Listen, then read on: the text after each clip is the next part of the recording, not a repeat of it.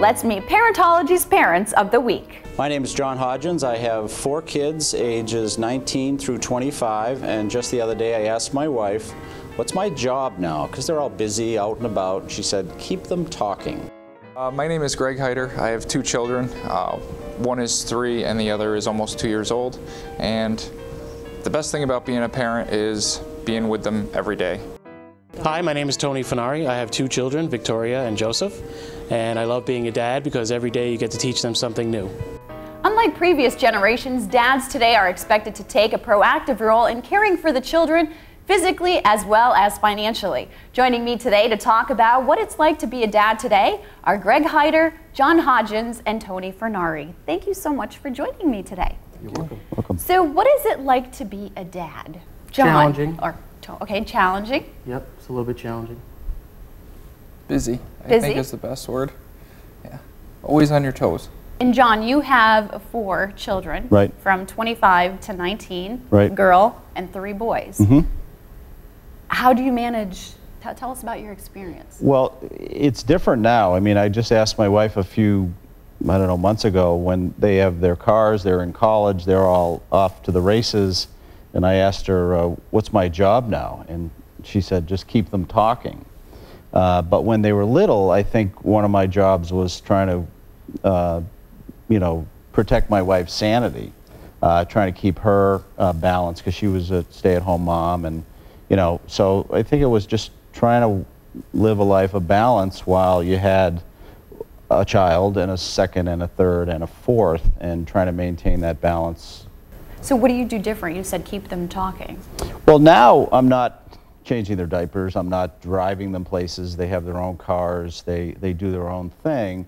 I'm just trying to keep the lines of communication open with them as they go out and they're making decisions about whatever is going on socially, drinking, partying, all that sort of thing, and what's happening in relationships. How do you act with the opposite sex? And there's tons of issues that they might not want to talk to me about, but if you keep them talking, then they will open up to a degree.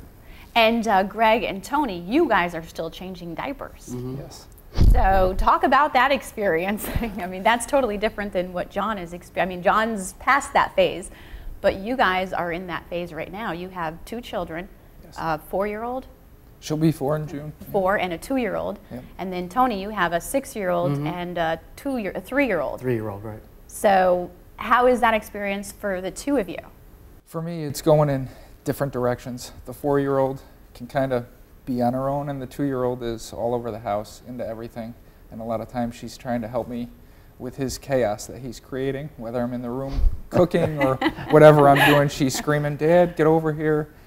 Gavin's doing this Playing the or big whatever. sister. Yeah, so she's my little helper, but it's fun on a daily basis because you get to see them progressing and learning, and he learns from her, so day by day it gets a little easier. And you're working also. Yes. So you're with them majority of the time? From like 7:30 to about 2:30, and then my wife and I swap, and I head off to work for 3 to 11. So. Okay. And Tony, you're a stay-at-home dad. I am a stay-at-home dad, yes. And how do you manage all day, Monday through Friday, or actually I should say Monday through Monday? A lot of structure. It has to be structured, I think. You have to have playtime, you have to have reading time, you have to have some television time, so Dad gets a little downtime himself, and that's how it goes. I think structure is needed for, a lot. What's the best part of being a dad? I think just seeing them go through all the stages and having a relationship with all of them, seeing them just develop, and and having their own small, victories and successes. How about you, Greg?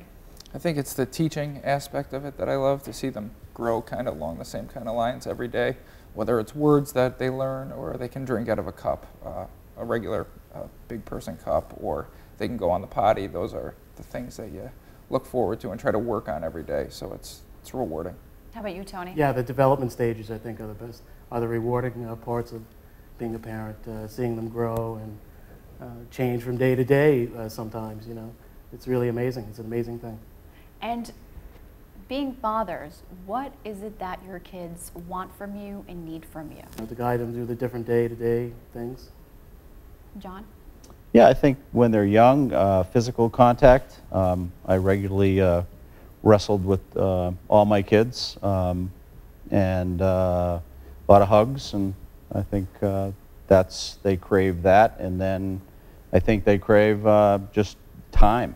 It's not so much about quality time, it's quantity time. They want somebody, you know, a 2-year-old doesn't really want to talk to a 40-year-old, but they want to know that when they look up from their blocks, there's somebody there they can trust. And so I think that's a lot of what, just being there. Do either of you ever feel guilty because you're not spending enough time with them? We do a lot of reading together, and on the weekends there's lots of things to do. So, you know, you work, you got to work, but, you know, I don't know how I could spend any more time with them and still pay the bills. Right. How about you, Greg? Do you ever feel guilty or have that guilt? Like, I should be spending more time with them?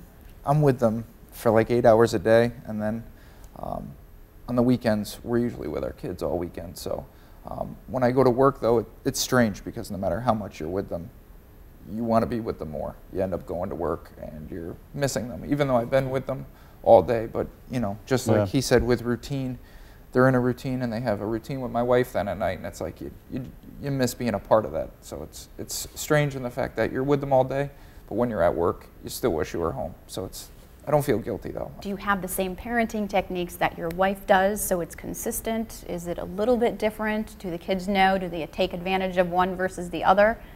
Does that happen? I think we're pretty good at knowing what needs to be done and trying to keep them on the same page, because I think both of us have learned that if you side with them or whatever else, it's not going to be good. That there needs to be the same structure, the same discipline, and they know that if I do this, then this is going to happen, no matter if it's with mom and dad, and I can't go run and play the parents off of each other. How about you, Tony? Definitely, I agree with Greg. That's the way it has to work. You have to be in agreement, and you have to have a plan laid out for how you're going to parent, and the kids appreciate it. They know right away, you know, which way you're going, which direction you're going. So. Yeah, they'll try to get between you, but we used to say to them when they were small, I used to say to them, your mother and I always agree. And so if we didn't agree, we would go behind closed doors and talk it out. But publicly, when we were with them, we would always say we agreed. And I think for the most part we did. We talked a lot about, you know, different issues that come up. And when it comes to parenting, do your wives have a bigger role than you? Do you ever feel like you have a less important role as a dad than moms? I think it's different as you know, early on, I think of the way the child develops very close to mom, and as they begin to get older and move away from her, I mean, literally they're hanging onto her leg, you know, standing, and then at some point, you know, probably pre-teen or so, I remember Christy starting to say to me, you know, like, you know, this is where you are more involved, and I think that's it's been the case. You know, I feel like one of my jobs is keeping my wife sane through all of this. How about you, Tony? Because you're the stay-at-home dad, so you're home more with them. Right. I think they appreciate each one of us in a different way. I think if one of the children is hurt and they want nurturing and they want their mommy, you know, and that's perfectly fine with me. But I'm also able to do homework with them. I'm also able to build blocks with them and take enjoyment in that too. So. TV sometimes portrays dads as incapable of doing anything related to children. Oh, yeah. How do you feel about that? Because usually every commercial or TV spots, anything with TV, it's dad likes to watch baseball and drink beer. Mm-hmm. How do you feel about that? I mean, it's farthest thing from the truth, especially with, I feel like, my generation. All the guys I work with, they all take care of their kids at home, and then they all come into work, and that's why they choose that shift. So I think that might have been the way that it was years ago, and TV just kind of hasn't caught up with it. But I mean, a lot of dads are really participating in their child's lives, and seeing that, having them there makes a huge difference down the line. But we are funny. And I think anytime you can get laughter out of kids or out of the family or whatever, that's fine. At my expense, sure. I mean, it's cliche and it's stereotype. I don't feel like threatened by TV idiot dads. I'm laughing too. It's our prerogative to get the family to laugh. It's sometimes at us. How about you, Tony? Well, I take pride in knowing that what we see on TV about dads is the complete opposite of what I'm capable of. Even within my circle of friends, there's a difference in what we're doing every day with being a dad.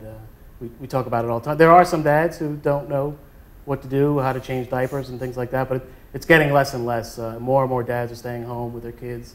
And have you encountered a situation so far, I'm sure probably, where you didn't know what to do? Oh my God, I don't know what to do. How long? Do you have a book? What to do when this happens? You know, I've been to the emergency room a bunch of times, and I think I'm better at that, going to the emergency room, but now I don't need to anymore. You know, kids have fallen and done all kinds of things, you know, and then I think a lot of the question is, you know, how firm are you going to be and how gentle, and it goes, for me, it goes back to that balance thing, like how, you know, I want to be firm and constant, but I also want to be loving and flexible. So a lot of that is trying to come up with that balance in my day-to-day interactions with them. How about you, Greg?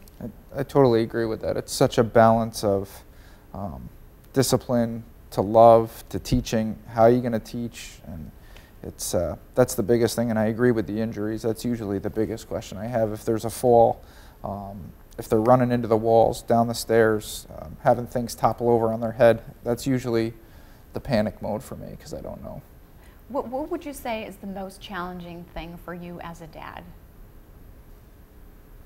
I'd say giving your undivided attention with all the other things you have to do in a house, whether it's empty the dishwasher, do laundry, all the different things that have to go on during a day, and to run a household is giving them the right balance and the right time with them throughout the day. That's my biggest problem. Yeah. Yeah. And John? Looking back, my prayer was always, God, these are more your kids than they are mine, amen. And then try to just live a life of balance. And, you know, like I said, you want to be firm, but you want to be flexible too. And Tony? I believe that the toughest part is keeping up the house and entertaining the children at the same time. You have outside chores, you have inside chores, you have laundry to do and cleaning to do and dishes, and then when the kids get home from school, you have to entertain them. And deal with all of that at the same time. It's a balancing act. And what are some tips, advice that you have for dads out there watching the show today?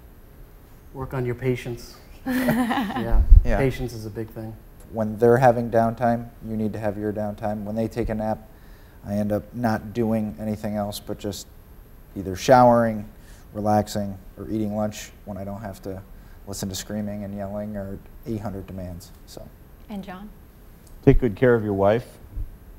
Well, thank you so much for your advice today. And if you would like to learn more about the topic, or if you have a question for either one of these dads, just log on to my website, parentologywithpaula.com.